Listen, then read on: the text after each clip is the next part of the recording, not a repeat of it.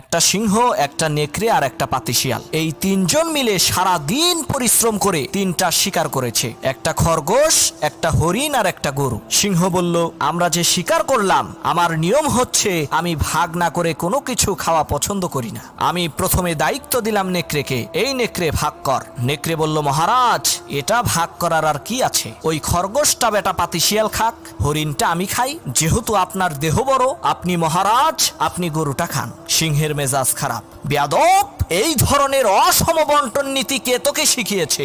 এক থাপ্পড় মেরেছে, নেকড়ের কল্লা 50 হাত দূরে যেয়ে পড়ছে। এবার সিংহ শিয়ালকে বলছে, এই শিয়াল ভাগ কর বেটা। শিয়াল কয়, মহারাজ এর মধ্যে ভাগ করার কিছু নাই, আপনি ব্রেকফাস্ট করবেন খরগোশ দিয়ে, লাঞ্চ করবেন হরিণ দিয়ে, আর ডিনার করবেন গাভী দিয়ে। মহারাজ খুব খুশি। হে রে শিয়াল রে, এত ইনসাফ ভিত্তিক বন্টন নীতি কে তোকে শেখালো রে? শিয়াল বলে, কিছুক্ষণ আগে যে কল্লা দিয়ে গেছে